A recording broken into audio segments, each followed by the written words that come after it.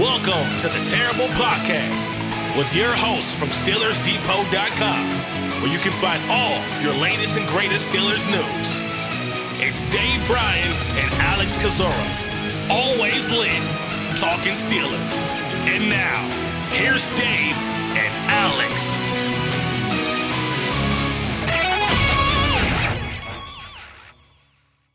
Welcome to the Terrible Podcast, Season 15, Episode 85. He's Dave Bryan. I'm Alex Kozora, SteelersDepot.com. Thanks for being back with us this Wednesday, Steelers Nation. And Dave, in our lengthy pre-production meeting notes, I have written down just one word, Rooney. It is the Art Rooney II show. He began his media tour. The bat signal went up on Monday. Had a lengthy Q&A with the beat writers scrum, and then it's done separate one-on-one interviews with local TV stations, Steelers.com, and probably still some more on the way. So finally hearing from Art Rooney after Pittsburgh's historic collapse, he had a lot to say, and so we have a lot to say. Dave, how you doing? Happy Wednesday to you. Spent yesterday having the heating and cooling all done throughout the house and reworked and redone. So didn't get a lot of time to do a lot of film watching or things other than that. But as you stated the day before or 2 days before, what day was it? Tuesday? Monday that he met with the media there. So we knew that day was coming. It comes usually at the end of January. Was it a shock, with him meeting and holding a couple interviews, and it wasn't like we got earth-shattering things from him. I like to view it as more as kind of confirmation on a lot of things. But within that, I mean, there's a lot of different things to talk about with several questions that he was asked and obviously the answers that he gave. So we have obviously guys and girls down at the Shrine Bowl and Senior Bowl doing work and mopping up there. We will have some round tables coming up where we'll get a little bit deeper into talking about more of these draft prospects. But as you stated, I think we should dedicate most, if not all, of the show today about what all Art Rooney II said. Before we get into that, and we're going to spend the next probably 90 minutes discussing that, just quick Steelers housekeeping. One other kind of newsy aspect I forgot to mention pre-show.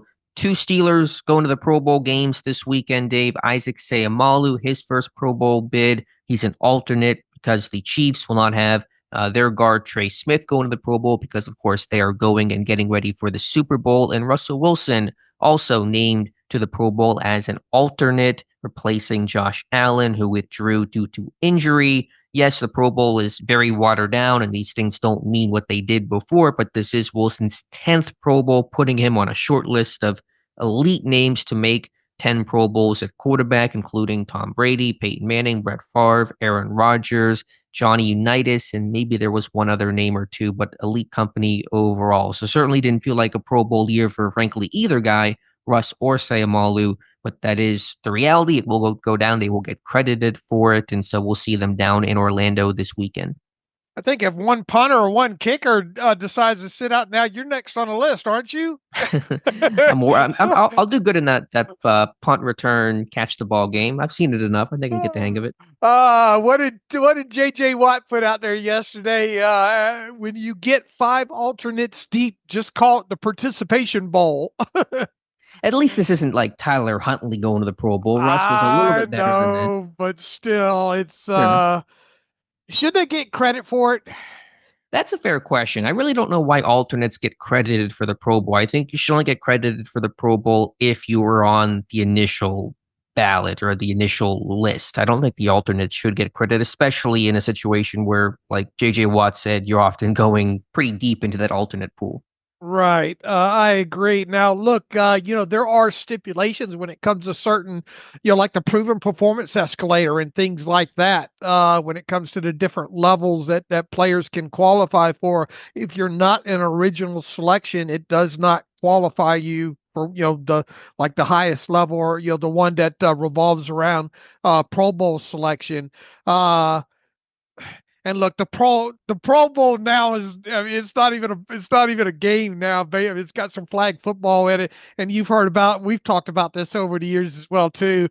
As a kid, oh, here we go. As a kid, you always used to look forward to kind of the Pro Bowl, especially when I was younger, because there was always a lot of Steelers players on it, and you get to see them play and actually play football, and they obviously those were more physical games back then, and now obviously the game is really all but gone away except for flag football, and there's just other events involved, and basically kind of making it a superstars competition, I guess, if you will.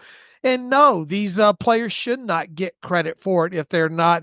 We already have a little bit of an issue with how players get there in the first place. You got a fan vote. Then obviously, I think what players and coaches vote, and supposedly a third each and all like that. And it ends up being a popularity contest, and you have snubs every year and all like that. But alternates, that's a long way of saying no. Alternates should not have it officially count on their NFL career resume.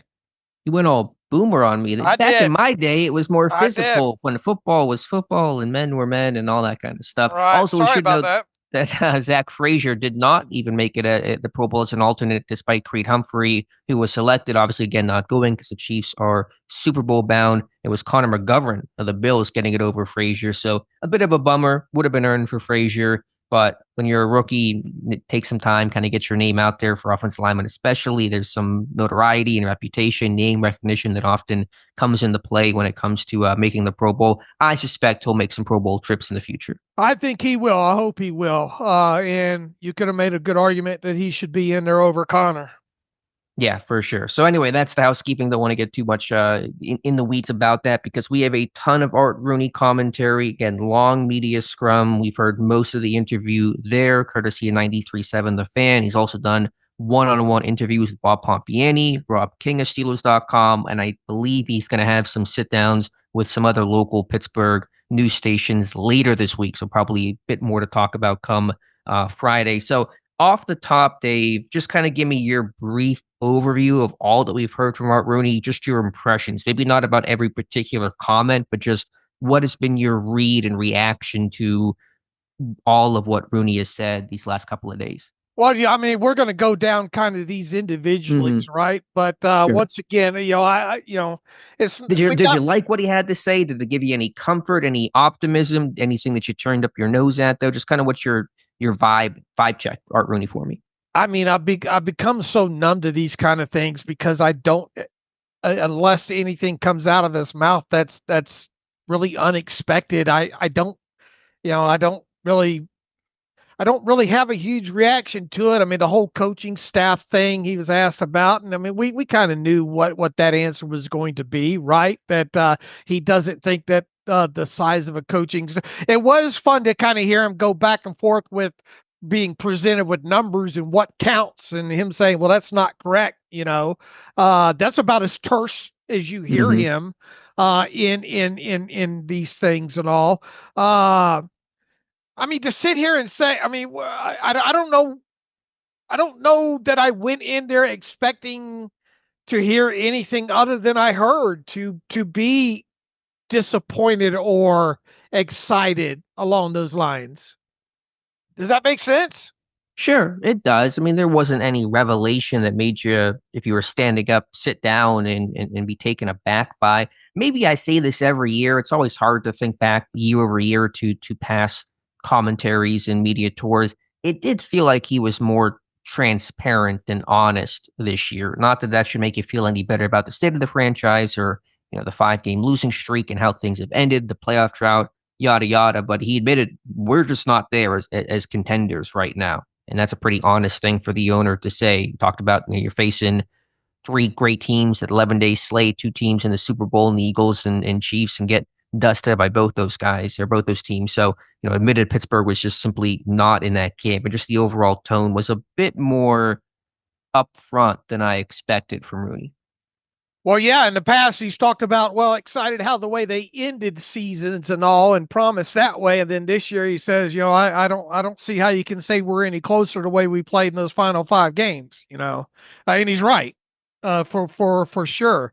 Uh, and look, I don't want to say that people, there's obviously reaction to this, and you put a quote or quotes up on Twitter, or as this stuff came out on Monday, people were losing their ever loving mind, on certain topics. But those were topics that I expected people to lose their mind on, when it comes to, not many coaching staff change, basically going to stay status quo, but there will be some minor, what did he say? Not a major overhaul or No major wholesale change. wholesale changes or anything like that. I mean, obviously some of this stuff is going to resonate with the more vocal,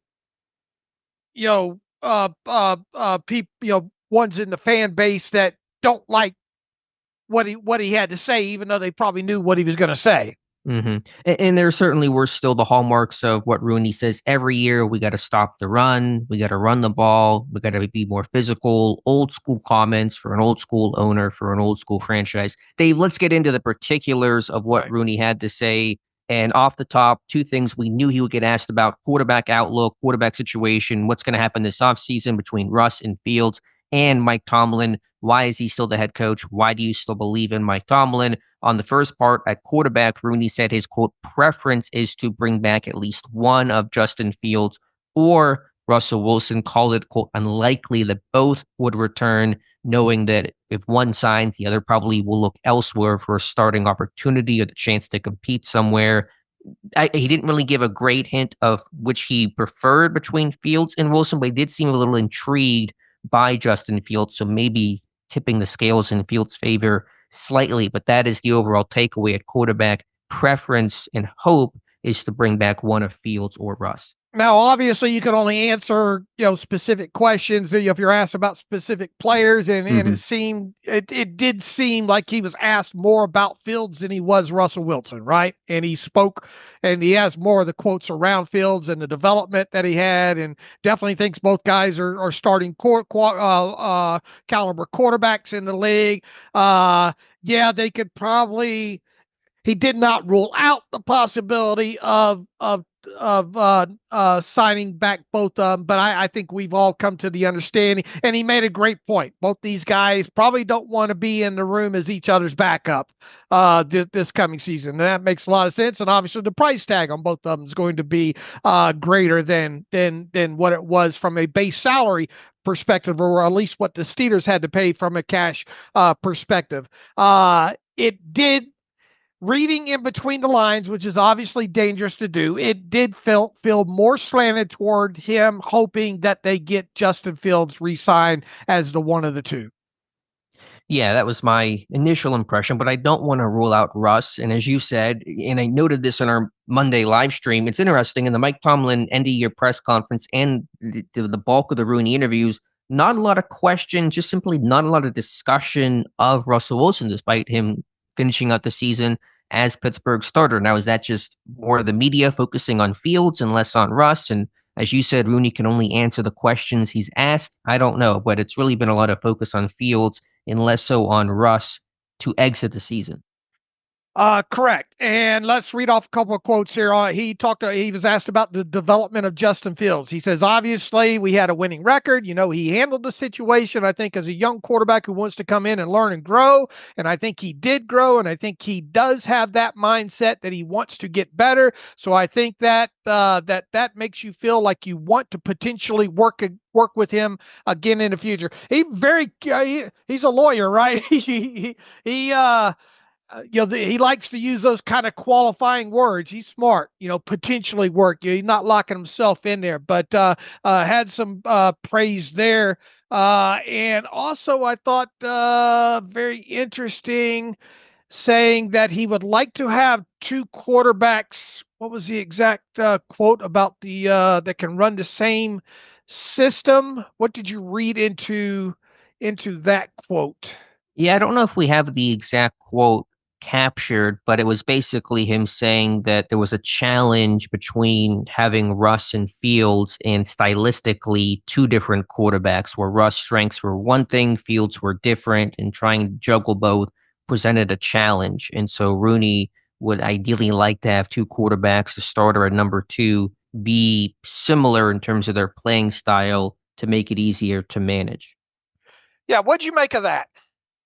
I mean, I get it. It's certainly not an uncommon thought to have, and there's certainly value in where if your starter goes down, your backup runs the similar, type of offense, and if he's a mobile quarterback as the starter, mobile quarterback as the backup, and it's able, it's easier to be able to game plan and run your practice and just build your offensive philosophy, kind of keeping things a bit more simple than larger changes if the backup's a pocket guy and the starter is mobile or vice versa. So I mean, I get that, not an uncommon thought. There are teams who do it the opposite. There is some value in the opposite. The Colts are a good example with Anthony Richardson as their starter, Flacco as their backup, and the trouble that gave Pittsburgh when Flacco came in off the bench in week 4, Pittsburgh having to adjust to a pocket passer when they planned all week to stop the run and quarterback mobility and the like. So there's pros and cons to both, but certainly not unreasonable. Obviously, Fields felt is more mobile than Russ, but it didn't feel like the offense needed to change too much. But maybe that speaks to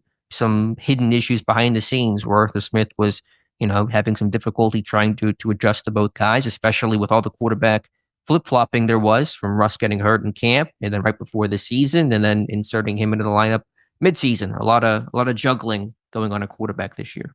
All right, and by no means right now should anybody be penciling in Skylar Thompson on your 53-man roster just yet, but he is the only quarterback right now under contract with this team. Who would you say Skylar Thompson's game is more similar to, Justin Fields or Russell Wilson? I mean, I really truthfully have not watched a ton of Skylar Thompson. I mean, he probably closer to Russ because he doesn't have the heightened mobility that Justin Fields does. So I suppose Russ of the two. All right.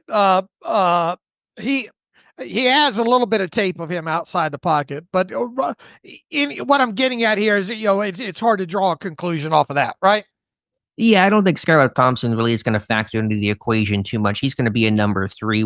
As you said, it was important to get a quarterback under contract, and they do like having experience on their depth chart, top to bottom, number 1, number 2, and number 3. That's why Kyle Allen was brought in this past offseason. Thompson has started a playoff game, and so they like having that as opposed to a guy that's a rookie and has never played a snap before as their number 3. I think that's where the value came in from Skylar Thompson. All right. He said that we obviously have some spots in that quarterback room to fill. He said potentially address it in the draft either this year or next year. Is that just leaving himself open to not saying that they are absolutely ruling out, even though the quarterback class, as we've talked about, isn't overly, isn't great this year? Is this just making sure he left at least the door open for one to be drafted this year? Yeah, I think the next year comment is an admission this year's quarterback class is not particularly strong. And so even if you have a desire to add a quarterback this year, the supply just may not meet that demand. But it also, I think, recognizes that, listen, we don't really believe that Russ or Fields are long-term options. And so we're going to keep door number 3 open. No, we still have to search and continually evaluate external options, which is the right decision. It's hard to sit there and feel like obviously Russ with his age and even Fields is going to be the future franchise quarterback that can get this team out of the purgatory, the rut that they are in. So you have to keep looking, and that usually comes through the draft. You know what? There was something that he said that got under my skin. I take that back. Okay. What was it? He was asked about, the whole Kenny Pickett thing and all like that. He says, obviously it's disappointing that Kenny didn't work out to be our long-term quarterback here. I'm not sure there's a lot to be learned from that. He said, we just have to look at the next opportunity and make sure we do a good job evaluating it the next time. So you're telling me there's nothing that you learn from spending a first-round draft pick on a quarterback that's now a backup quarterback on a team Obviously did not even get through his rookie contract. You traded him away for peanuts. You're telling me that there's nothing to be learned from that. I'm with you, Dave. That's actually the subject of my terrible take today. I thought it was one of the most bizarre comments Rooney had of the whole scrums and media sessions he's had. I don't know how you can be as a franchise miss on what you thought and hoped to be was your franchise quarterback of the future, the heir to Big Ben's throne, and just say, yeah, I don't think there's a lot of lessons to be learned here. I mean, I just don't.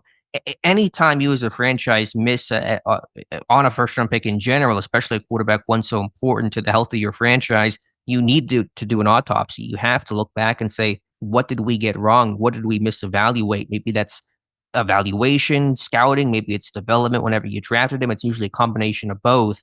But yeah, knowing that you're going to have to go through this process again, knowing that you're likely to draft a first round quarterback at some point within the next 2 to 3 years, I couldn't believe, I couldn't get my head around, like you, Dave, that Rooney said there's just not many lessons to be learned from that. Right. I mean, oh well, just throw him on the pile. Too bad. Yeah, too bad. And I'm paraphrasing here. Too bad Kevin Colbert was just a Pitt fanboy. I'm not insinuating that, that, but I mean, sure, it's almost a very flippant comment, right? It's almost as flippant as that. Oh well, now look, I don't think you have to go deep into the autopsies on these things if you're talking about a seventh round or an undrafted free agent, sure. And but all this like is a that. first round But quarterback. this is the first. And look, I think you even need to go back to a couple years ago when you traded up and went and got Mason Rudolph in the third round, and you claimed you had a first round grade on him. Yeah, of course. And even though that's been several years ago now, I mean that's another instant of you just, it's such an important position in the NFL for him just to come out and say, there was nothing to be learned there. And look, nobody's going to pretend like quarterback drafting and success in the NFL is any sort of a science. I mean, if there was, I mean, everybody be drafting one every year, and it'd be more balanced about who could potentially make the playoffs or not. But you see these same quarterbacks year in, year out, pushing not only into playoffs but deep into playoffs and obviously into the Super Bowl. That at some this team, the Steelers might get to the playoffs again next year. Maybe they win a playoff game. But it doesn't feel, as we've stated several times, until you get the next franchise quarterback in the building, you're not going to compete for a Super Bowl. You might make a Super Bowl just by, uh, some good luck and playing exceptionally good in the playoffs and ball bouncing your way. But to think that this team's going to actually win another Super Bowl without a franchise quarter, they better learn from what they've done recently when it comes to the quarterback position and start applying that really, really soon. And if that means visiting all of the pro days of the top 5 or 6, whatever quarterbacks there are this year, and I'm sure there are going to be people at these pro days and all like that. But and nothing says that you have to draft a quarterback this year, but you better get a little bit deeper into the learning, at least come out of it to be able to say the next time, yeah, we understand, we learned a little bit more why we didn't hit on this one.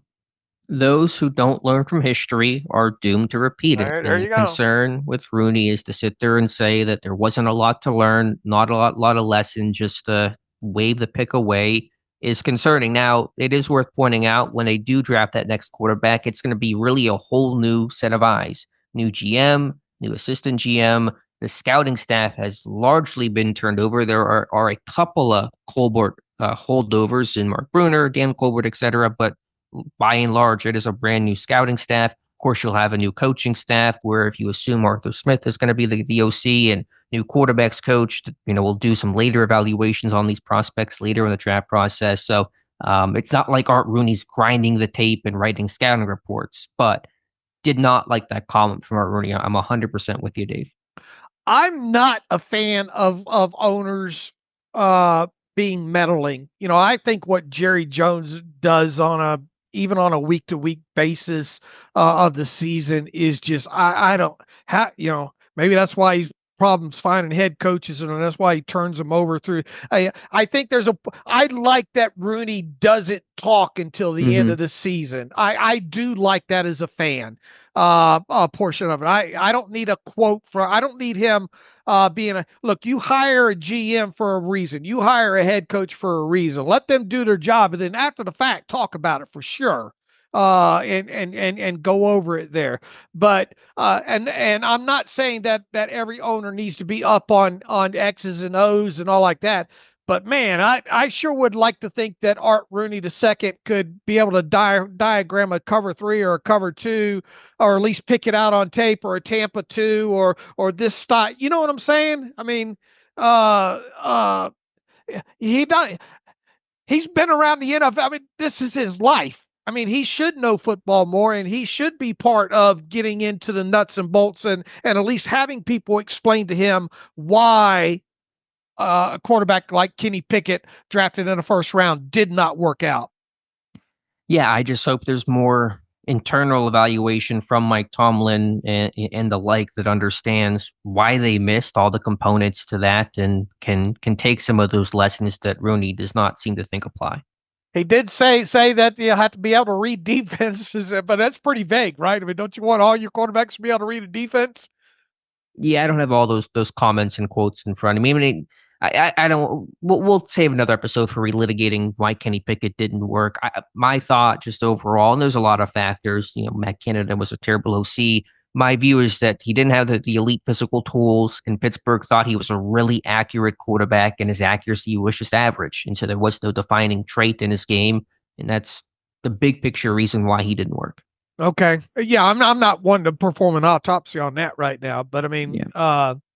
Look, I think it's pretty apparent that they want, and he said as much. They first piece of this puzzle, and we said this coming out of the season. They got to figure out what direction they're going to go in the quarterback room sooner rather than later, and obviously way before the draft rolls around, and probably before the start of unrestricted free agency as well too. And that's going to be a little bit of a chore, because there's probably going to be a couple of teams out there that would like to talk to Justin Fields, even if they don't strike a deal with him. And Justin Fields is probably saying, you're going to have to make it worth my while to not go to market, aspect. But the number one, this team needs to figure out who their quarterback's going to be sooner rather than later. And I think in so many words, that's what Art Rooney II said. Yeah, in fairness to him, he called it a priority, and so he recognized the need for a quarterback. I mean, I will say the combine's usually a time where agents start to talk to each other, and there's kind of an understanding of what the market's going to look like for their guys, and who's going to be interested, and maybe some loose number talks and not detailed contract talks, but you get a sense of what the market's going to be for a Justin Fields, for a Russell Wilson. Also, if Pittsburgh is interested, and I assume they're going to have an appetite for it, in adding a veteran wide receiver, going to want to have a quarterback locked up beforehand to help get that veteran receiver to come to Pittsburgh, because he's going to want to sign going, I have no idea who's throwing me the football. They got Fields still a free agent, Russ still a free agent, neither's been signed. I'm not going to go sign with Pittsburgh until I know who I'm catching the ball from. Some clarity at quarterback's going to help bring in that veteran receiver as well. Yeah, I don't think Skylar Thompson's going to draw a lot of right. That. All right, and finishing up on kind of the quarterback topic here, and we knew this, even though from a plausibility financial side, they could make Russell Wilson and Justin Fields work, but the likelihood of that actually happening is very, very low, and Art Rooney said as much. It's more than likely going to be one or the other. Right. Maybe in a perfect world, if Rooney could have his druthers, as you like to say, both would return, but knowing that if one signs, and as you said, it's going to be for a decent contract, not the pennies they played for this year, the other's going to sit there and say, well, they chose him, I'm going to go somewhere else and try to start with another team. All right. Shall we go over his opening statement? Let's go to Mike Tomlin first, because I do want to hit that, and then we can go to his opening statement. On Mike Tomlin, not really a satisfying answer here. Not that you expected it to be, but no surprise that Rooney, defending and still confident in Mike Tomlin, believes he's the right guy to lead this team. He says, quote, when you look at how many games Mike has won in this league, you don't win that many without being a good head coach. we still feel good about him being a leader. Goes on to say, it's fair to question about does Mike Tomlin's message still resonate after losing the last 5, but Rooney says, quote, when I talk to players, I think the players still want to play for Mike, so I'm not concerned about his message or that kind of an issue, end quote. And so Rooney's still confident Tomlin can turn this team around. And oh, by the way, he still owes him a good chunk of money. He didn't say that though. It's called subtext to those comments for sure, right. for sure. All right. I mean, are you shocked? Is anybody shocked? Yeah, there was nothing else really you can say if you're going to keep Tomlin as the head coach. So you knew you were going to get a boilerplate. We're still confident answer.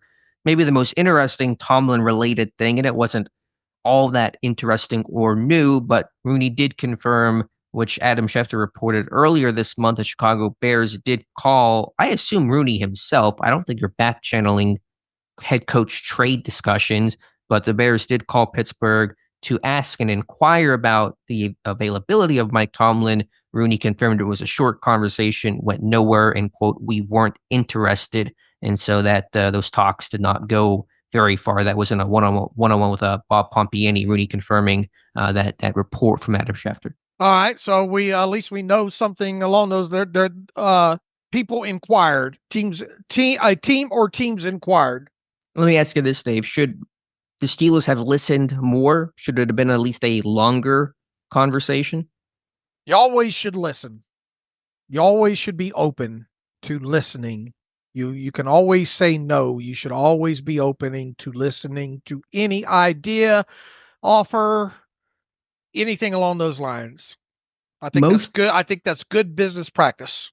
Most times I agree. I do not hear. I think with a head coach, listening, even if you just listen and those conversations just remain conversations, the longer that goes on, the more it feels like you don't have confidence in your head coach. And if you listen that much, then it's kind of your answer of this is not your head coach and you should be moving on. Because if you go out there and have these talks, and even if it doesn't go anywhere and the trade doesn't work out, I think if you're the head coach, you sit there and say you really earnestly look to trade me, and it just does not create a good environment when your head coach was seriously being considered trading, or at least having these long talks about it. I think it's either a really short conversation or you're doing a really long, serious, entertaining of the offer, because I think the more you listen, the more media stories come out about it, and the worse that looks in just not being confident in your head coach. All right, so you're telling me who's the is it McCaskey? No, let's see. Yeah, Mrs. McCaskey, right? She's still the I don't know if she principal. was doing the trade talks. Probably was but Kevin bear Warren, with me. But bear with me okay. here. Mr. Rooney, Mrs. McCaskey on line 1. Oh, hello, Mrs. McCaskey. How are you? Oh, hi, Art. How things? I was calling about Mike Tomlin and wanted to see if you're open to potentially trading him. Sorry, Virginia. No, click. Yeah, honestly, I think if you have no appetite to trade your head coach, it has to be a short conversation, because the more you entertain it, the more it sounds like you don't have faith in your head coach. And that's a really, I think, bad message to send when it comes to somebody like your head coach. I just think it's either going to be a really short conversation, or because the longer it goes on, the more it seems like you're open to the idea. And okay. It's like, I still think that you have to listen to everything. I mean, even when it comes to players and being traded. I think in most other cases, listening is good. But whenever it's your head coach like that, especially one that's kind of on the hot seat in the public purview, at least, the more you're listening, the more it sounds like you're really willing to do it. And then if you don't, I think it really does not create a good environment when you got to go, when the stories come out. Adam Schefter reports the Bears and Steelers were in pretty serious talks, and the Steelers were listening and they were considering the deal and all that kind of stuff that comes along with it. Okay, it's not healthy for attracting free agents, not good for the health of the team, becomes a storyline. And I just, that's kind of my standpoint on that. See, I'm of the mindset too, is I always want to know what somebody else thinks of my product too. So I want to know how much they think that they value it. Yeah, So, that's true. Well, the fact they were yeah, calling showed there was certainly some right, value in that. sure. Also, that was a nice one-man play that you did. Go see Thank you on you. Broadway, Thank you. starring Dave Bryan, produced by Dave Bryan, written by Dave Bryan, shot by Quentin Tarantino. Yeah, with guest appearance by Alex Kozora, right?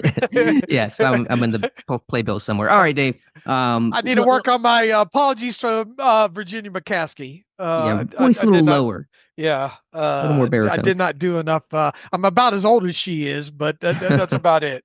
All right, let's go to the opening statement, like you said, of what Rooney had to say. And you, Dave, go ahead. I don't have it in front of me. What was kind of Rooney's overall overview of how the season went and his commentary on the state of the team?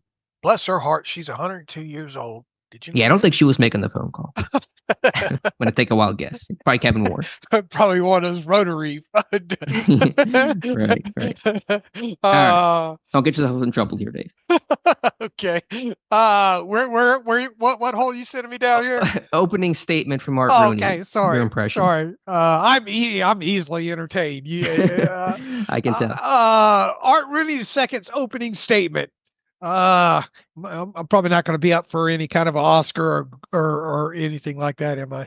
No. Art Rooney II opening statement. Obviously, it was disappointing end of the season. Losing 5 in a row is not what we expected, especially after getting off to a good start. So we have a lot of work to do to improve going into next season. After the coaching staff is in place, the priority will be the quarterback position for sure. We have some decisions to make there, and I thought both Russ and Justin showed promise in certain stretches during the season, and I think they're both capable of being starters in this league. So we have decisions, and they have decisions too. So on the defensive side, it starts with stopping the run, and we didn't do that down the stretch. So we need to figure out how we get stronger, probably on the defensive front. But all in all, I still think we have strengths on this roster that we can continue to build on. Hopefully the offensive line is a strength going into the future. On the defensive side, I think our linebacking core is still a strength. So we have certain areas that we can continue to build on and look forward to getting to work there.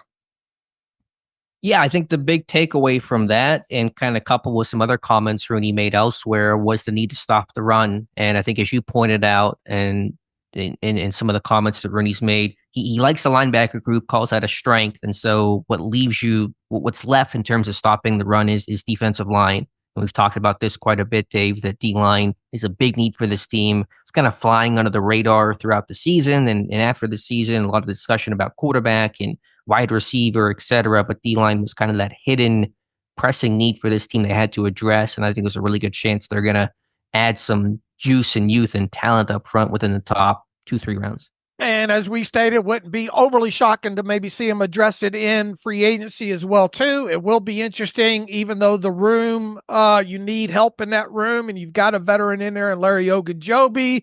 It will be interesting to see the path that they take there. Personally, I'm expecting Larry Ogunjobi to be out the door, but the room is so thin anyway that, you might be in a situation where you have to retain Larry Ogunjobi. But at its core, and as we've said, coming out of the regular season, defensive line is something that needs to be addressed, certainly in the draft.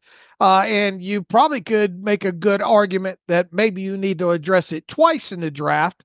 If you only address it once in the draft or twice in the draft, you need to maybe seriously consider addressing it in free agency at some level as well, too. So long story short, if you've got mock drafts that you're working on, you would probably be wise within the first couple of picks to have a defensive lineman in there. Yeah, and especially early. It's one thing to draft to add a Logan Lee or somebody like that on day 3, but you better have some real serious capital investment, especially if you cut Larry Ogunjobi. And even if you didn't in some scenario, Ogunjobi's still in his 30s, not playing great football. You got to get youthful, got to get more talented, more physical up front. And so Rooney repeatedly talked about needing to stop the run. Listen, you allow $2.99 to Baltimore in the playoffs to get bounced by your rival, in I guess, quote unquote, primetime television, even though if the game is on exclusive. Henry runs for $186 on you. Those are both records against Pittsburgh in the postseason. there's going to be a real good examination on the run defense, as there should be. And as well as Cam Hayward played this year, he was unbelievable. He's going to be 36. And so you got to look towards the future still, there, and replace Ogunjobi and have depth. There's no starter in waiting behind the starters right now. And so D-line certainly in consideration at 21, especially given how deep this D-line class is in the draft. There's going to be a ton of options. We already talked about, Dave, probably a half dozen, if not more, names that can be considered in the top 50 picks so far. So D-line's coming. I'm pretty confident in saying that. It's a good year to need a defensive lineman in a draft, and because of that, because of the state of this room right now, it would not hurt my feelings to see them address it twice in the draft. I mean, it's a deep, nice room where I think even, fourth round or so, I think you can get a very nice product to help supplement that room on top of it. And look, there, as I thought, we both agree, Cameron Hayward had a fantastic season. You can make strong arguments that he should have been in a Defensive Player of the Year conversation, or at least a finalist, at least get the nod that way. He obviously didn't, but I think it's on top of that, I think it's foolish to expect. You can want it, and we shouldn't be surprised if it happens. But at his age and all that comes along with that, I think it's foolish to have your prospects of what your defensive line can and might be all revolving around Cameron Hayward having a duplicate or better season than he had in 2024. And even if he does, just knowing the age, and he's not going to play forever. And I just go back to when they drafted Cam Hayward back in, 2011? He sat for 2 years. It was kind of a 2-3 year plan to get him in the lineup. And, they had an eye towards the future. They didn't need, Hayward's services immediately, but they knew they had an older defensive line, a Kiesel, Aaron Smith, and they needed to start working towards replacing those guys. Now, of course, any rookie that got drafted this year will be playing more immediately, wouldn't be sitting on the bench for 2 years. There's a need to replace Ogunjobi. But the point is, Hayward has probably, you can assume, 2 years left. And so another 2 year plan to begin replacing him as well. The timeline really fits. And here's the other thing. As good of season that Cameron Hayward had, it wasn't good enough for the defensive line. So even if you duplicated that again with Cameron Hayward's performance, it's probably not going to be good enough unless you give more help around him. Right. He can't do it all. You allow 300 yards against Baltimore. Hayward alone's not going to change that. Your D-line had 4.5 sacks besides Cam Hayward. They had 2 after the bye, and the pressures weren't a whole lot more impressive looking if you look at some of the numbers. So your pass rush, run defense across the board, youth, talent, the draft class offering a lot of help.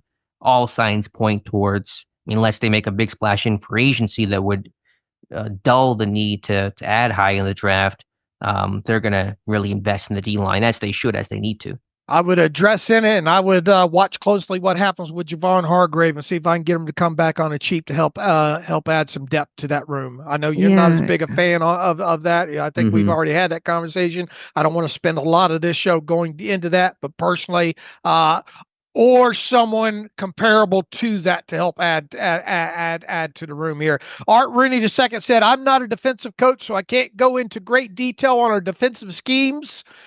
I'd like to hear you kind of talk a little bit more about our defensive schemes, though, Art. I would just say that if you're going to stop the run, you got to be disciplined in your gaps, and sometimes we weren't, and I'm not sure why. So there are things like that I think we have to look at, and I'm sure the coaching staff will be looking at that as well. So here's something else. You got to be disciplined in your gaps, and sometimes we weren't, and not sure why.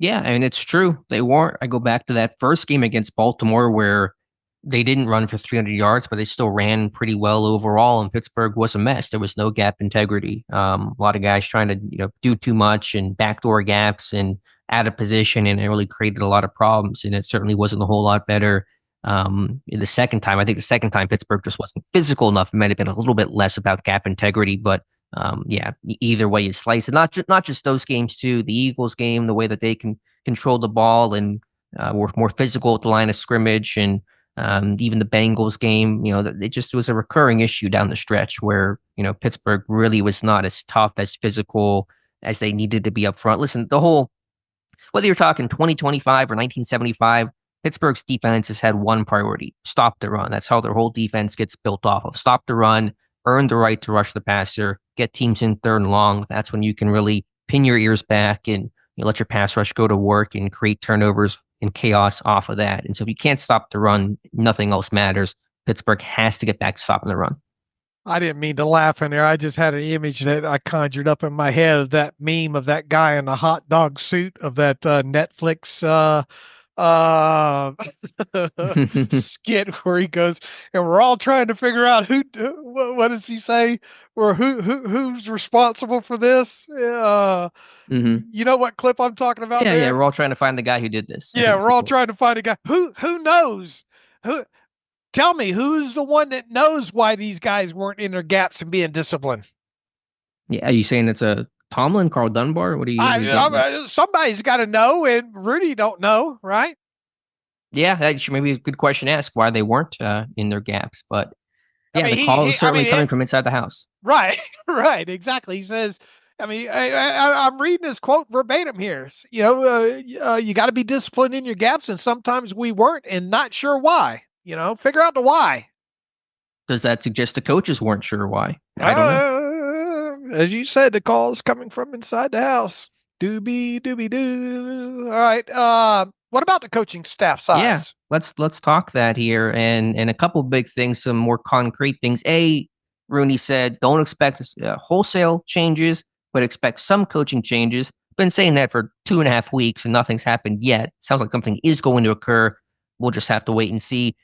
Of note, off the top, Rooney fully expects his coordinators to return. We knew Arthur Smith's going to return after not getting the Jets and Bears head coaching jobs, but also confirmation that Terrell Austin will return as defensive coordinator. He was spotted by our Senior Bowl crew from Steelers Depot down in Mobile, Alabama for yesterday's practice out there with Mike Tomlin, watching a lot of the defensive linemen for whatever that is worth. So basically confirmation that Austin will return in 2025. All right, so he says some changes are coming, not wholesale changes, and I imagine that there will be a few of them. So he's just going to wait. They're just going to fix the glitch, so people are going to stop getting paychecks, and then they'll figure it out that they no longer work there, right? Basically. Well, I get the joke on that, but often Pittsburgh ends up just letting contracts run out. The question is, will they actually fire somebody who was under contract? Austin under contract for 2025. He's going to stay. Pat Meyer, we believe, the O-line coach, under contract for next year. Does that mean he's going to stay? There was, and I haven't heard the quote from Rooney, but it was mentioned by, I think, Jerry Dulac or maybe Matt Williamson or maybe Ray Fittipaldo, that Rooney was asked when Rooney talked about evaluating the coaching staff, does that include evaluating guys who are under contract? Is there a chance that somebody under contract could get fired? Because that is rarely what happens in Pittsburgh. And Rooney said those are things we are working out and considering and weighing. So, it's all to be determined still. But the point is, Mike Tomlin's returning. Arthur Smith is returning. Terrell Austin is returning. From there, we'll have to wait and see. Don't you think you'd have that kind, or is this some of the things that maybe it goes into contract negotiations and buyout? It seems like you can have a lot of this stuff kind of figured out at this point, minus after your exit, right? Yeah, I mean, I'm careful to speak to exactly how some of these things work and these evaluations go and how much gets weighed about who could we potentially replace this guy with. And just in general, the coaching cycles have been lengthened out a bit, even in head coaching regards, general manager regards, from some of the NFL rules. So I don't know if that changes Pittsburgh's timeline some, but you should expect by early next week to kind of know who's not going to come back for this team. I mean, you've already got these college all-star games underway, and evaluations on getting into next year and all like that. You need to have all this stuff kind of put to bed.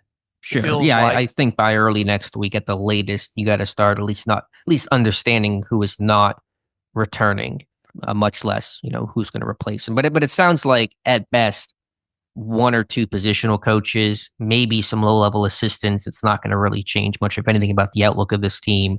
But again, head coach, coordinators are staying. All right. Does size matter, Alex?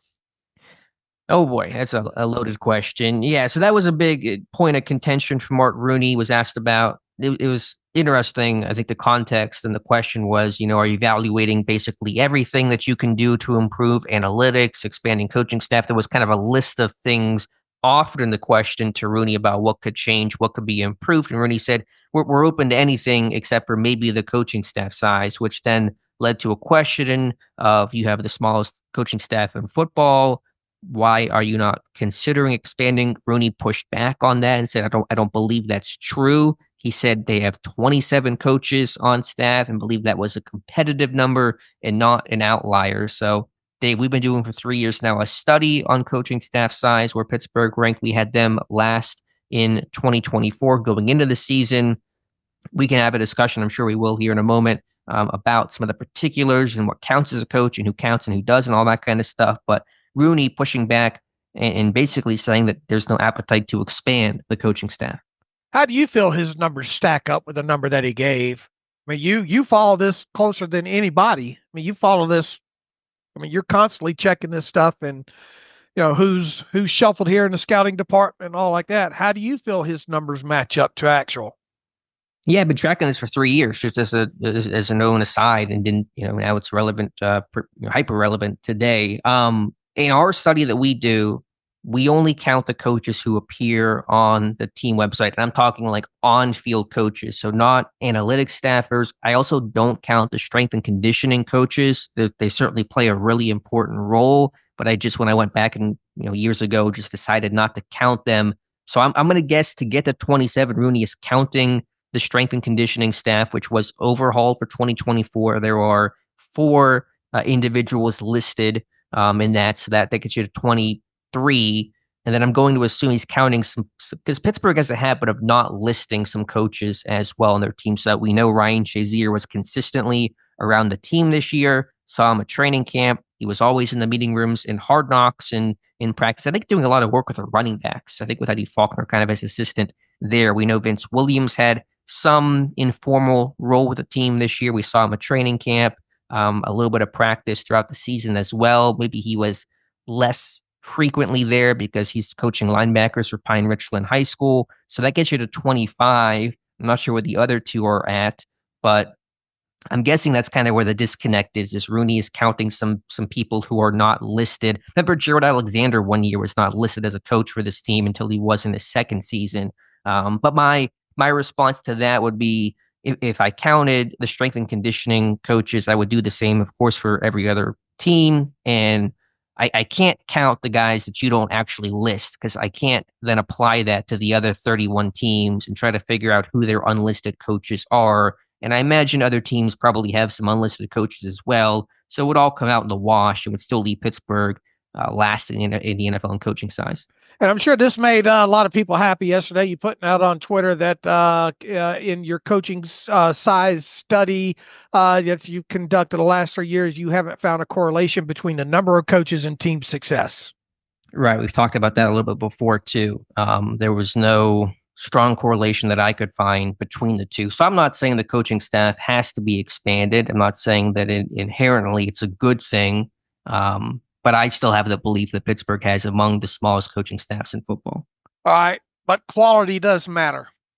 Yes, that's still the ultimate thing. There's no question about that, but should at least be open to the idea because maybe you don't want to add a coach for the sake of adding a coach, but maybe that one hire comes about where you can go get this guy and he can become a really good asset for you. And you shouldn't turn down the chance to expand the coaching staff if it makes sense. Look at Baltimore. They just hired Chuck Pagano to be their senior secondary coach, and that could be a really key addition for them. And so that's a team certainly not closing the door and expanding their coaching staff. So yes, you don't add numbers just to add numbers. There can't be too many cooks in the kitchen, but I don't close those doors if some key assistant comes along and I think I can go hire this guy and he can play a really good role. That's my pass game coordinator offensively or some defensive assistant, whatever the case is.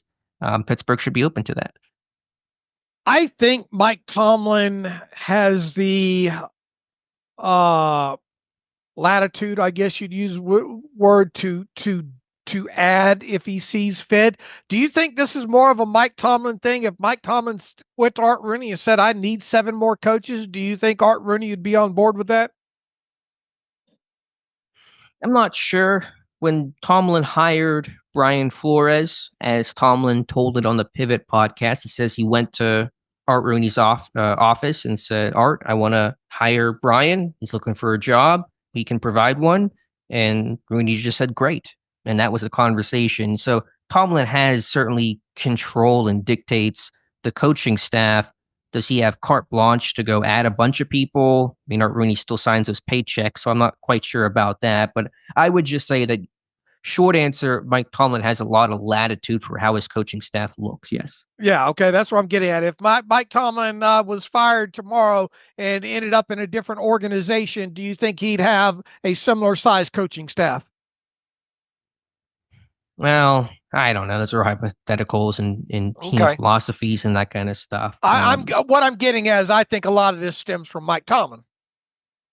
Yeah, I don't know. I think it just kind of stems from Pittsburgh being a little more old school. And generally, I have found some of the more old school teams have smaller coaching staffs. The veteran head coaches have smaller staffs. Bill Belichick, for example, was always near the bottom of the NFL, right with Pittsburgh in our coaching staff study. And some of that was just because, Belichick was long tenured and he was old school and he grew up in an era where coaching staffs just simply weren't as big. You had one positional coach, you had an OC, a DC, a special teams coordinator, a head coach, and that was your coaching staff.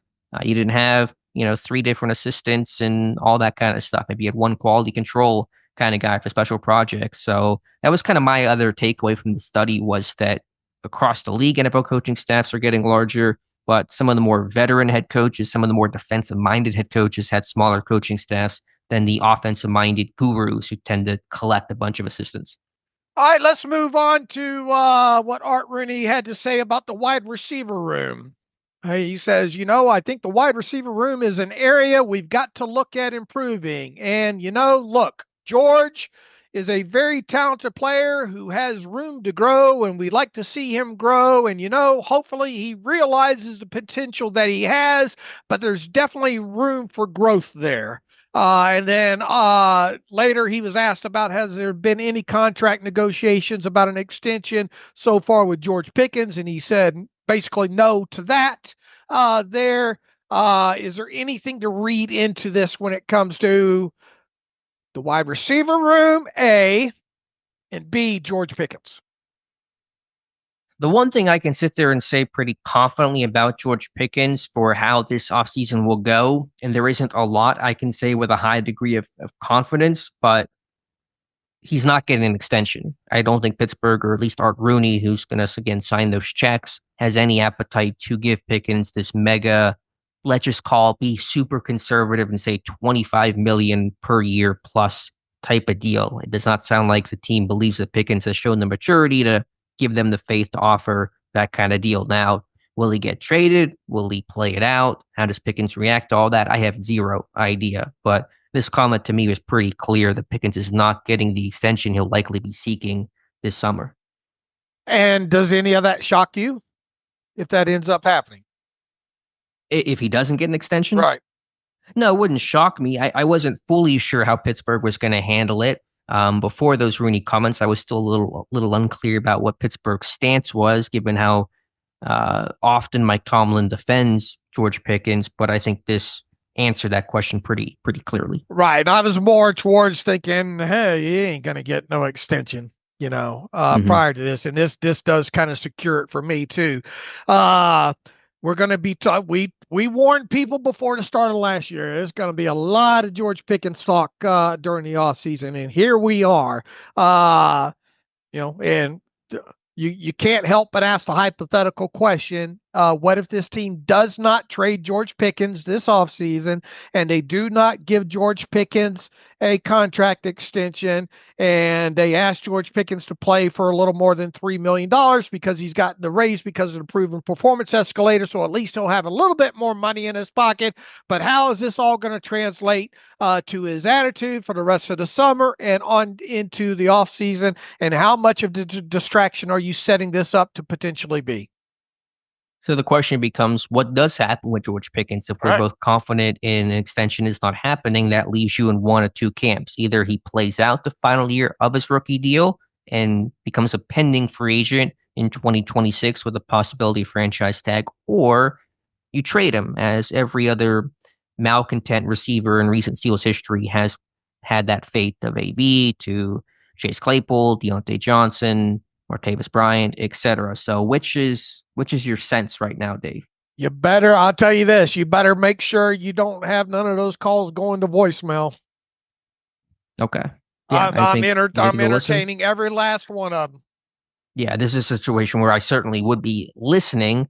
But again, if you do trade George Pickens, what does your receiver room look like? What is your plan? There better be a good plan to replace your receiver. You can't keep trading these guys and have zero idea how to fix the room, which was the case in the issue with Deontay Johnson. And they kept telling us, so Mike Tomlin told us all, I'm not worried about the wide receiver room. And the first, here's exactly what Art Rooney, let's hyper analyze this first part of this quote. I think the wide receiver room is an area we've got to look at improving. You think? Yeah, I mean, that is the lie detector determined that was a lie, Mike Tomlin, and that room was never good enough. And yes, some of this stuff was outside their control, where the Ayuk trade fell through and Christian Kirk broke his collarbone, and you can have all the excuses you want, but the product is the product, and the product was not good enough this year. Right. I mean, don't tell me about, my favorite saying here, don't tell me about the labor pains, show me the baby. They never showed me the baby. Yeah, and Mike Williams did not move the needle too much ultimately. No. And I understand how they got to that point, but the fact of the matter is we all knew way ahead of the season that the wide receiver room was going to be potentially an issue. And by the time they did fight, and A for effort, I guess, for trying, but you didn't get it done. And by the time you did address this during the trade deadline, sucks that Kirk got hurt. How much was he going to move the needle? Who knows? Had he been healthy, there was a whole the Rams Cup speculation. Obviously, that didn't come to fruition. And the guy that you got, Mike Williams, once you did get him, not saying that the results would have been earth shattering, but you did a bad job of trying to get him integrated into your offense. Yeah, I still believe that he wasn't the guy that people thought he was going to be. He was not going to be this high impact player as a 30-something-year-old coming off a torn ACL who did nothing in New York and was trying to catch a moving train in Pittsburgh. Did they underutilize him to some degree? Probably. But he was not changing the outlook of this team one way or the other. All right, how does one go about improving a wide receiver room, Alex? Well, I mean, you got a couple of camps. You can trade, you can sign in for agency or draft, and Pittsburgh's probably going to entertain all avenues, as they should. Right. They better. That ought to be when it comes to offensive side of football. I would expect draft, potentially even two, maybe in a draft, definitely one, and they better do a better job in offseason, either trading or signing one in free agency.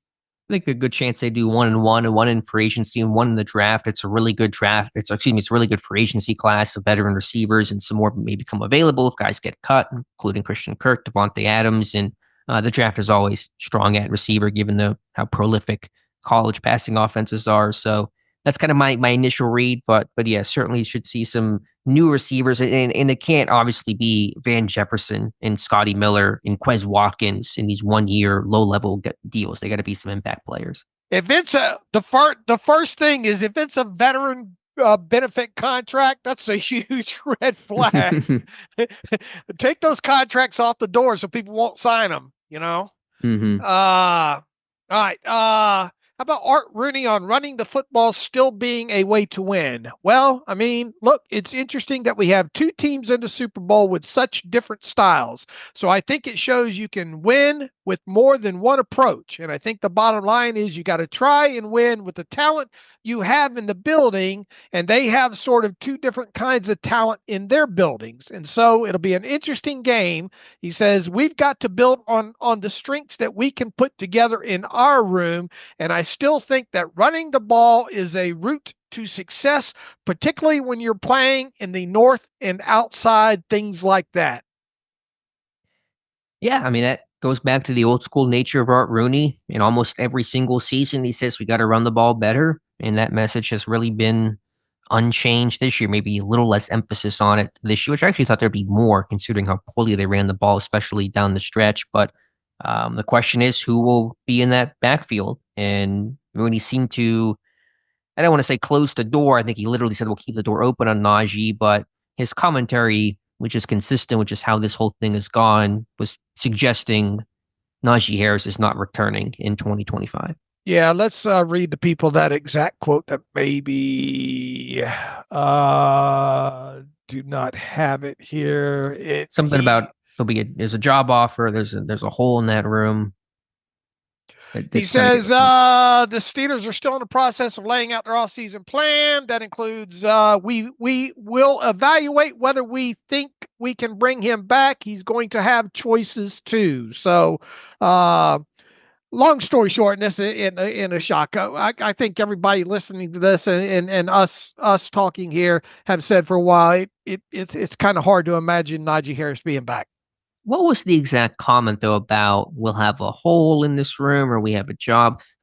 Hold on, let me pull it up here. Yeah, something says, about jobs I basically have it. I can find somewhere else. He says, quote, obviously, it's important to some other teams that have had success this year, so maybe that position is not as devalued as some might have thought. We have a job opening in that room we're going to have to fill, and whether it's Najee or somebody else, it's going to be an important position, end quote. And so, Dave, if you told me on the podcast, Alex, we like you, we might bring you back, we have a job opening for co-host of the Terrible Podcast, I'd have a pretty good feeling I'm not returning as co-host of the Terrible Podcast, and that's kind of my read of Najee Harris' situation as well. And I think to Rooney's point, given the importance of Derrick Henry, who again ran all over Pittsburgh, and Saquon Barkley in the Super Bowl, and Josh Jacobs in Green Bay, I think only furthers Rooney's attitude towards running backs matter. The running game is paramount. Why don't you mention that? We need to have a talk here, Alex. No. What exactly do you do here, Alex? Is kind of the question I think I'm getting. You do a lot. I love you. Yeah, I wouldn't. I'd definitely put a second round tender on you. Yeah, that is your Valentine's Day card to me that you Hallmark's running out. Yeah, put that on a sweet tart. Yeah, there you go. Oh boy. Or one of those Brock's hard heart candies. I definitely would put a second round. I don't think you'd fit all that. You had not even on both sides. Other side, yeah. You have to get one of those giant hard heart candies there. Yeah, I think there's a lot to parse through there and garner, and none of it's surprising. And I think that also reconfirms that they're going to put a second round tender on. Jaylen Warren's going to be back, right? Yes. I think as far as the rest of the room goes, I think it's wide open. Especially, you have Cordell Patterson under contract for 2025, but if he needs to have a meeting with the Bobs as well too. He needs to go over what exactly do you do here. And Arthur Smith probably needs to be in that room to help answer that question on top of it there. And then, obviously Najee, it sounds like he's out the door. You're probably not going to address this adequately in free agency. So where else does that mean, or even a trade? So how else are you going to address that room, Alex? That leads to draft. The question is probably less about if Pittsburgh will draft a running back, but more who and when will they draft it. I know you're not in the camp of drafting one early, but Art Rooney seems to be banging the table for, hey, it's an important position at running back. It's not as devalued as some people have thought. Running backs matter is Rooney's point. And so could that, I know it's going to leave a bad taste in your mouth, Dave, but could they draft running back within, say, the top 2 rounds? Oh, as long as they don't do it in the first, Alex. But are you, Alex, are you one member of the running back room away from competing for a Super Bowl? No, you are not. All right, there's your answer. If you would have answered that question, yes, you have my blessing. But I don't, and yeah, that boils back to the whole thing with Najee. Well, why didn't you address get it to where maybe that's a position where you think that could put us over the top?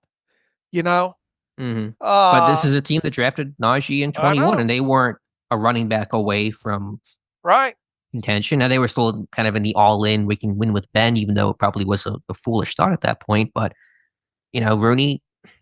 I mean, it'd be interesting. I want to maybe do a study on the teams that have spent the most first and second round picks on running backs in the last, I don't know, 15 years or so. Pittsburgh's drafted Najee, Mendenhall, if you kind of go way back, Le'Veon Bell, James Conner was a third rounder. I mean, they've shown, when they have a hole there, they will spend pretty high on running back. What, Snell, a fourth rounder? Yeah, Snell was a fourth round day 3 guy. All right. But yet you have one of the guys that's going to probably help anchor your room next year as an undrafted free agent, Mm-hmm. Where I come out in this, up the damn guaranteed money of these undrafted guys to get about 7 undrafted free agent running backs in there all competing to find a gym there. Let's roll this back. Is it plausible that this team spends an early round draft pick on a running back based on what Art Rooney II said? The answer is yes. If Ashton Genty's there at 21, if he slips a bit, tell me why Pittsburgh would not draft him. Not why they shouldn't. Okay. I can't. Yeah. And I think he's a talented guy, and we worked through all of his explosive run rates and all like that, but I don't think an Ashton Genty's going to put you over the top. I don't either. Yeah, I go back to the answer I gave recently where if you want to add that running back, that's the cherry on top when everything else is in place. That happened in Baltimore, happened in Philadelphia, but that comes last, and Pittsburgh's not in a position to they're just trying to make the ingredients to get the ice cream built before they put the cherry on top. Right. And if you're telling me that that's the best quote unquote player on the board at that time, and it's because look, I think the consensus is starting to develop here from guys like Jeremiah and Brugler and some of these other more known draftniks, if you will, that there's not very many quote unquote really blue chip first rounder picks overall in this class, and that is more of a the value in this draft is kind of third, fourth round is kind of the sweet spot. At least that's what I'm kind of interpreting at this point here. So I guess what I'm saying is if you got to that point in the draft and you're staring at a guy like Genty being unequivocally the best guy on the board at that time, then try to get out of there. Yeah, to be clear, we're not saying they should do it, but this is a team that likes to do it. And Rooney, some of the comments are hinting that he at least be open to it. Let me ask it for you. You said when I asked you the question, not in the first round. What is the difference between first and second round running backs? Why is first round running back like no-go territory, but second round's like, okay, we can do that? Just because it's such an important pick. And how many times do you see these guys? We talked about this the other day. We've got to see this organization get more cornerstone, long-standing guys that they can build around, being as how they are a team that doesn't look like they're switching anytime soon, that believes in building in the draft. And you look at the past teams that they've had success with getting deeper into the playoffs, those teams revolved around a lot of long withstanding players, and a lot of those guys being first round picks. And running back too just had the volatility involved with it and the injury rate. I mean, they to me they got absolutely lucky that they got a guy like Najee Harris that did not miss a game during his 4 seasons and was constantly available to you and was able, even though 1,000-yard mark's not what it used to be, at least he did that. So they, in a long term, did they get, I guess, the quote unquote value out of the spot? Yeah, but he's going to be gone this offseason as well, too. And you're back doing it again. Yeah, those are all fair points. I mean, I get, that's your franchise guy, and it probably shouldn't be a running back, and the odds of keeping that guy for 10 years unlikely to happen, and you want your first round pick to be a long-term piece for your franchise. Right. I mean, I just think that pick's got to be cornerstone guy, a guy that that you feel highly, highly confident about being an All-Pro, a Pro Bowler, leader of your team. The Cam Haywards, the Marquise Pouncey's, the David DeCastro, the T.J. Watt. I mean, just go back in time. Troy Polamalu. Just go back through the annals there. Yeah, that's fair. So could they, assuming they don't take one in the first round, I still don't think they will take one in the first round just because A, there may not be the guy there. I think Genty will be gone by then. And B, I think Pittsburgh can convince Rooney to say, let's just hold off on that. We have a bunch of other higher value needs, but day 2, second, third round, and a deep running back class, I'm not going to rule that out. All right, and none of this gonna. And look, I gave more credit to Najee Harris since he was drafted than I even imagined that I would have. But I'm still team fungible. Yeah, still with your roots there. So I think we're going to see in that second to fourth round range, though, a running back come through. Okay. All right. What else from Art Rooney? He talked about, would you ever consider trading TJ Watt? And Rooney called that unlikely and basically didn't use the word outright, but basically said a priority to get him extended this summer or something they'll certainly be looking at. Yeah, no surprise there, and all this team's cash situation and cap situation all points to that happening at some point during the offseason, whether it be right out of the chute, whether it be 1 week to go until the regular season starts. I will be absolutely shocked if they do not sign TJ Watt to an extension this offseason. Yeah, I think it's a reasonable expectation. I know that Rooney was asked about his brother Jim's comments. I don't have the quote in front of me of exactly his response there. I don't know if you have it, Dave, by chance, but did I put that out there or not? I'm trying to I thought I was asked about him at some point. I think Matthew Marks. Yeah, he says, I don't want to get into excuse making, but the reality is we outperform. Oh no, that was from Jim. Jim said. Didn't we have?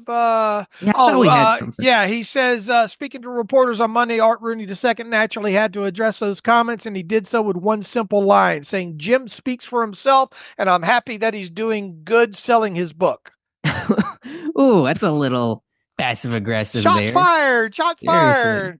Yeah, it's not the level of a Ben Roethlisberger passive aggressiveness, but I mean that's a shot fired there. Let's mind your own business, Jim. Yeah, that is dang, Art. It's pretty savage from him. So there you go. That I knew you'd get asked about that. And safe to say, Art Rooney not loving the commentary from brother Jim. Damn it, Jim! I'm a doctor. Don't think I'm old enough to get that. That's Star Trek. You wouldn't know anything. Yeah, it wasn't never my cup of tea. All right, Dave. What else from Art Rooney? I think we hit on a lot of the big things. Anything he didn't talk about or wasn't asked about that you wished he would have been? I would have liked to have him talk more about the offensive line, I guess. The cornerback room. I would have liked to hear him just address kind of the cornerback room. Damn. I mean, does it sound like this team's interested in addressing much when it comes to the offensive line this offseason? In all the word salad? No, there was really only a reference to Rooney and the O-line in his opening statement in that media scrum about hoping to develop the offensive line, the excitement for the O-line. And so it's certainly, I think, about working with what they've invested in, getting that group to grow more so than adding additional high-end investments. All right. What did you think about actions speak louder than words? I think that was the comment from Rooney was asked about the feedback from fans and the inbox.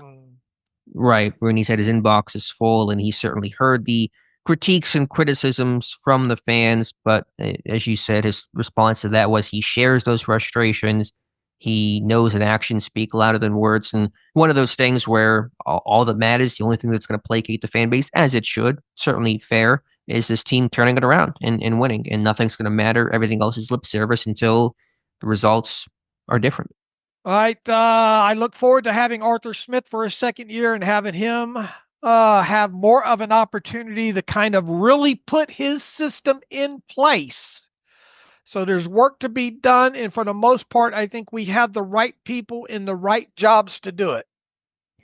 Felt like to me it was an Arthur Smith system that was installed pretty immediately. But I do agree that year two, once you get through that first year and all the newness subsides, and there was, again, so much change, so much turnover that was, a lot to deal with. New OC, new quarterbacks coach, new receivers coach, brand new quarterback room, et cetera, that you're just trying to kind of get your, feet on solid ground that first year. And then again, all the quarterback rotation, some of the uncertainty there, midseason switch. I mean, that was challenging. So I can see the point of a year two, some continuity, some stability, and now hopefully growing upon that. And they certainly have to get better. All right, no shocker here. He was asked about a potential game in Ireland for 2025. He says, I think we're still optimistic that's going to happen. Hopefully going to have an announcement soon, but it's not official until it's official. And so we've just got to wait till all those pieces fall into place. But we'd love to be the first team to host a game in Ireland, a regular season game. So all this still points to at some point here in the very near future, we're going to learn about the Steelers playing in Ireland in 2025. At least that sounds like the plan. It's going to happen. And Rooney's commentary just echoes what he said before. There really wasn't anything new there, only so much you can say until it becomes official. And maybe the team doesn't know yet, but they're playing in Dublin next year. You can almost take that to the bank. All right, what would you have liked to have seen Art asked about? I think they covered a lot of ground. A lot of the questions and things I thought would get asked were asked. There should have been more scrutiny or questions over George Pickens, though. If you can ask, would you trade TJ Watt? You better ask, would you trade George Pickens? Because that is far more realistic. Watt's not happening. That's a throwaway question. Would you trade Pickens is a real possibility. And I would have loved to hear Rooney's answer given kind of his, we'll see how it goes with George, commentary. Right. He wasn't going to come out and say, well, absolutely, we're going to trade him. Sure. Or would he say no? Would he say, the question is would he defiantly say, no, we have no intentions of trading him? Right. Or would he keep it open? Which I think he probably would. Which he would. Right. I mean, he's, because he was like, no, we're not trading TJ Watt, which fair. But would he say the same about Pickens? I doubt it. But I would love to get that response on the record. Yeah, I would as well, too. Anything else you would like to see him asked about? I mean, a little bit more on the coaching staff changes of like, okay, you say there's no wholesale changes. What does that mean? Is that position coaches? Is that some front office shuffling around? And not that I think he would have given you much of an answer. It would have been the vague, we're just looking into those things, evaluating those things. But I wish they would have dug into the nature of the coaching staff changes a little bit more. At least we got Rooney to talk about that, some of the coaches under contract are still being evaluated. But again, with Austin returning, if Pat Meyer returns, it sounds like those guys under contract will be back next year. All right. Should he been asked more about kind of the facilities and the grades and all like that? Has he ever really chimed in much on that? I know he come did out last year. Was that did he address February. that in February? He did. I forget the exact context of when that was and what all he said, but there was a response to it. Not that it said a whole lot. I think it was basically players talk to me if they never really come to me with these complaints, so I don't really believe. I think he actually kind of dissed the NFLPA for, I don't know, the nature of the survey, just didn't like how it was conducted, which when you get one of the lowest grades, no surprises you don't like the nature and the methodology. But He did respond to it last year, but we'll see how the grades go this year because it actually should be coming out. I think they're right after the Super Bowl, so pretty soon.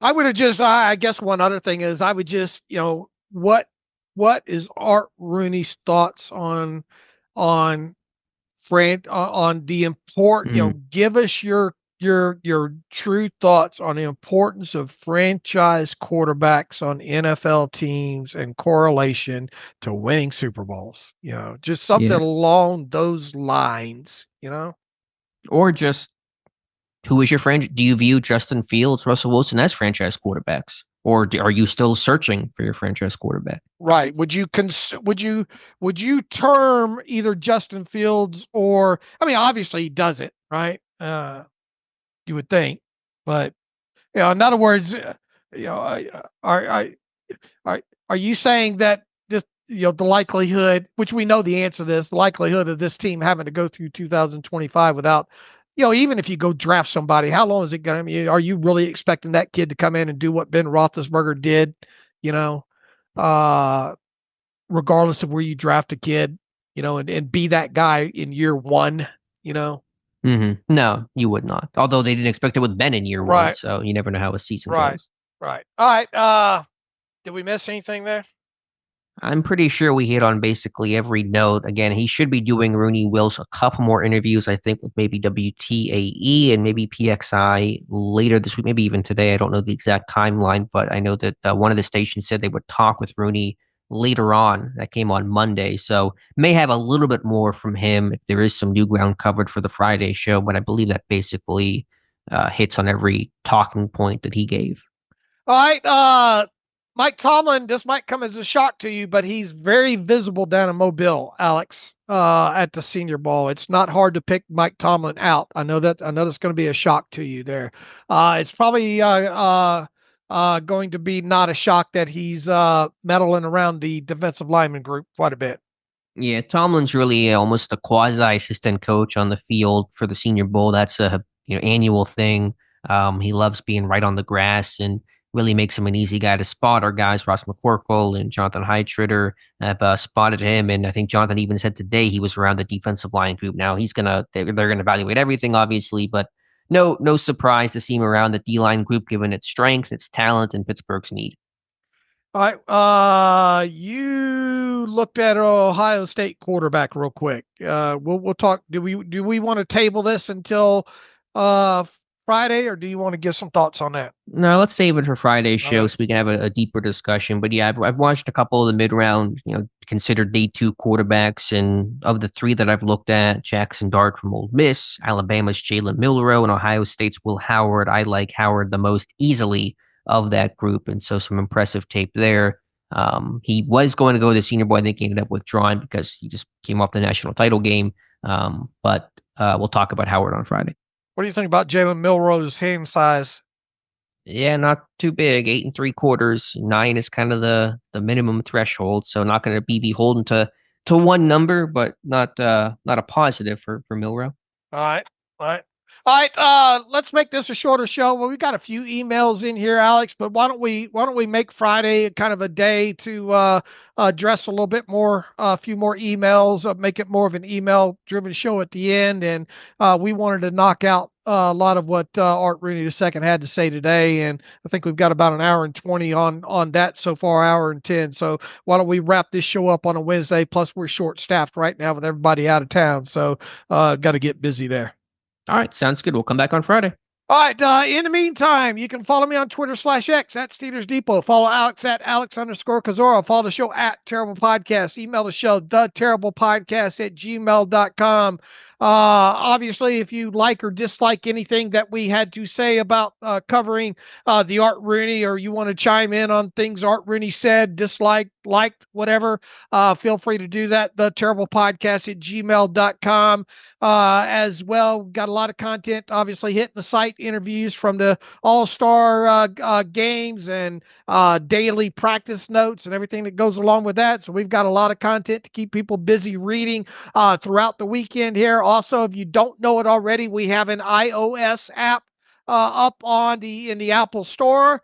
We invite people to not only download that, but leave a review on Apple as well too. Let us know what you think about that. Moving forward, we're going to start publicizing this thing a little bit more the deeper as we get into the off season there. But once again, you can contact us, theterriblepodcast@gmail.com. If you like what we do and want to donate to the cause, SteelersDepot.com, hit the donate button. Also, if you want an ad-free version of the site, SteelersDepot.com, hit the ad-free button and follow the directions that way. So let me get busy with the post-podcast talk that I have to have with Alex here. And as always, thanks for listening to the Terrible Podcast with Dave and Alex.